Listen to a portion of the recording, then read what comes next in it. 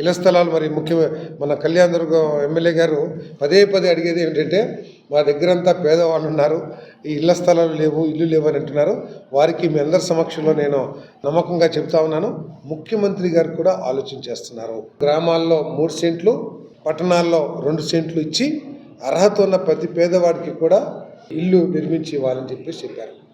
అంతేకాకుండా గతంలో ఇచ్చిన విధంగా కాకుండా పట్టణాల్లో 2.5 లక్షల రూపాయలు, మరి గ్రామీణం వేరుగా కేంద్ర ప్రభుత్వ సహకారంతో వీటిని ముందుకు తీసుకెళ్తామని చెప్పేసి కూడా మనవి చేస్తాను.